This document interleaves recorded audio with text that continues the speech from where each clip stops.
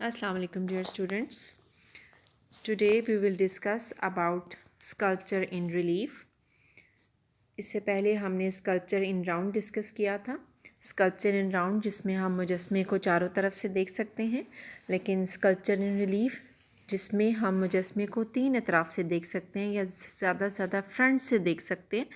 उसकी दोनों साइड्स भी नज़र आ रही होती हैं, जबकि उसकी बैक साइड जो है वो सतह से जुड़ी हुई होती है। तो ये इस तरह की रिलीफ जो हैं या इस टाइप की रिलीफ जो कि आपने अपने घरों में भी देखी होंगी, जो अब आप अपनी बुक में भी देखिए कि उन्होंने पैलियोलिथिक दौर के एनिमल्स के उन्होंने बेशुमार रिलीफ बनाई हैं। तो आज हम स्कल्पचर इन रिलीफ डिस्कस करेंगे। उसकी डिफरेंट एग्जांपल्स हैं आपकी बुक में, जो 54, 55, 56 पेज पे आप देख सकते हैं अपनी बुक पे। तो सबसे पहले उसकी एग्जांपल है टू बाइसन। ये गीली मिट्टी से बनाए गए बाइसन के जोड़े हैं जो रिलीफ में बने हुए हैं और इन्हें फ्रांस के गार में 750 गज अंदर बनाया गया है। इन दो बाइसन के जोड़ों की रिलीफ में एक दूसरे से बड़ा है और दोनों में एक नर और एक मादा दिखाए गए हैं। नर मादा का पीछा कर रहा है। ये हाई रिलीफ में बनाए गए हैं, जिसका मतलब है कि ये पस मंज़र की सतह से काफ़ी ऊपर की तरफ उभरते हैं। दूसरी एग्जाम्पल है लॉसल वीनस। ये 18 इंच लंबी रिलीफ है। इसे जनूब मगरबी फ्रांस में डोरडोन के इलाके में एक पहाड़ के दामन में वाक़या दीवार पर बनाया गया है। दूसरी वीनस की तरह यानी वीनस ऑफ वाइलेंडोफ की तरह इसमें भी एक मोटी औरत को बनाया गया है जो कि हमल की हालत में है, जिसके पेट और कूल्हे बहुत वजाहत से बनाए गए हैं, लेकिन इसकी आधी टांगें जो हैं वो गायब हैं और चेहरा नहीं बनाया गया है, सिर्फ बाजू हैं और इसके आगे एक सींग बना हुआ है। इस सींग के बारे में मुख्तलिफ राय हैं, क्योंकि इस पर कुछ 11 लाइंस लगी हुई हैं। ख्याल किया जाता है कि ये सींग भी जो है अफजाइश नस्ल यानी फर्टिलिटी की अलामत समझी जाती है। और इग्निशियन दौर के आर्टिस्टों ने हड्डी, सींग और हाथी दांत पर किसी नोकदार चीज़ से लाइनें लगाकर तस्वीर बनाई। इस तरह से तस्वीर बनाने को एनग्रेविंग कहते हैं। यानी उन्होंने मुख्तलिफ, चूँकि पैलियोलिथिक दौर के इंसान के पास जो चीज़ें अवेलेबल थीं उसमें उनके पास या तो जानवर थे या फिर वो गार थे जिनके ऊपर उन्होंने पेंटिंग्स की, उनके स्टोन का इस्तेमाल किया, स्टोन के ऊपर पेंटिंग्स की।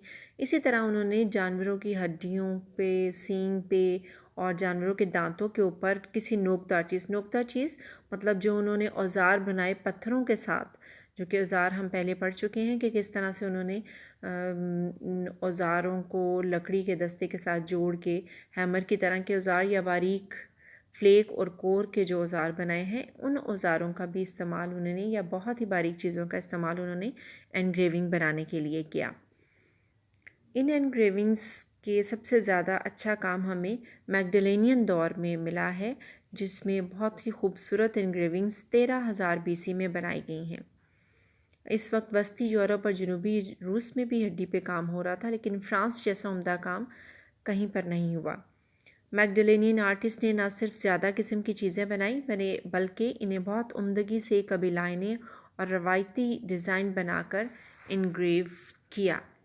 इनकी इनग्रेविंग की एक और मिसाल जो हमें नज़र आती है वो है काविंग किया हुआ बारासिंगा, काव किया हुआ, जो कि खंजर के हैंडल के ऊपर काव किया हुआ है। इस तस्वीर में बारासिंगों को एक खंजर के हैंडल पर इस तरह काव किया गया है कि बारासिंगा उस खंजर का हिस्सा लगता है और मसनूई तौर पर चिपकाया हुआ मालूम नहीं होता, और बल्कि ऐसे महसूस होता है जैसे बारासिंगा अपनी पिछली टांगों पर खड़ा होकर छलांग लगा देगा। और जानवर के जिस्म को हड्डी के मुताबिक जो है वो बनाने की कोशिश की गई है। ऐसी ही एक मिसाल एक परिंदे की है।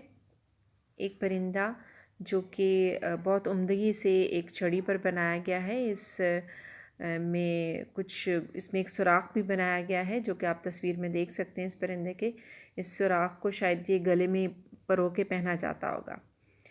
इसके साथ ही एक और तस्वीर जो आपको नज़र आ रही है इस वक्त, बाइसन विद टर्न हेड की है। ये 4 इंच की एक कार्विंग है जो कि बारासिंगे की सींग पर की गई है। इसमें एक भैंसा दिखाया गया है जिसने पीछे की तरफ मुंह मोड़ रखा है, और इस कार्विंग में हमें इसकी जो सिंप्लिसिटी बहुत अपील करती है, और कि कितनी सादगी के साथ उसने एक मुश्किल सीन को जो है, एक मुश्किल एंगल को लाइंस के साथ उसने बहुत खूबसूरती के साथ जो है वो कार्व कर दिया, या एनग्रेव कर दिया है कि जानवर का सर इस तरह मुड़ा हुआ है कि, और लाइनें लगा के खाल के बाल भी बना दिए हैं, सीधी लाइनें और गोलाइयाँ इस तरह लगाई हैं कि वो अच्छा डिज़ाइन बना सकते हैं। इसी तरह से एक और इसकी एग्जांपल स्पीयर थ्रोअर की है, जो कि हैंडल के ऊपर किया गया काम है कि इस सींग के में कार्व किया हुआ है ये स्पीयर थ्रोअर। एक और मिसाल है मैमथ की, जिसमें मैमथ की शक्ल का हाथी दांत का बना हुआ है। ठीक है, और इन सब में जितनी भी तस्वीर हैं जिसमें जानवर बनाए गए हैं, किसी न किसी जो हैंडल के ऊपर बनाए गए हैं, इन सब में ऐसी फीलिंग हो रही है कि जैसे जानवर अभी भाग रहे हैं या छलांग लगाने की तैयारी कर रहे हैं। और बहुत खूबसूरती से उस दौर के आर्टिस्टों ने, ऑल्दो उनके पास वो सब फैसिलिटीज़ नहीं थी जो कि अब हमारे पास मौजूद हैं कि हम हर तरह की ड्राइंग, हर तरह की कार्विंग को एनग्रेविंग कर सकते हैं, लेकिन इसके बावजूद, इतने कम रिसोर्सेज के बावजूद, उन्होंने अपनी एफ़र्ट से, अपनी इंटेलिजेंस से, अपनी जहानत से इतनी खूबसूरत engraving, carving, sculpture, round sculpture और रिलीफ जो हैं वो प्रोड्यूस किए हैं कि इंसान उनको देख के दंग रह जाता है कि इस दौर के आर्टिस्ट भी इतना अच्छा काम कर सकते हैं। ये था हमारा आज का लेक्चर पैलियोलिथिक कार्विंग के बारे में। आपने जब क्वेश्चन अटेम्प्ट करना है पैलियोलिथिक स्कल्पचर का, तो ये स्कल्पचर का ही एक पार्ट है पैलियोलिथिक कार्विंग। पैलियोलिथिक कार्विंग जो है वो आप याद कीजिए और उसको स्कल्पचर का ही एक हिस्सा बना के एक क्वेश्चन तैयार कीजिए। देन वी विल डिस्कस कि आपको कोई प्रॉब्लम है तो वो मेरे से आप पूछ लीजिएगा। Thank you.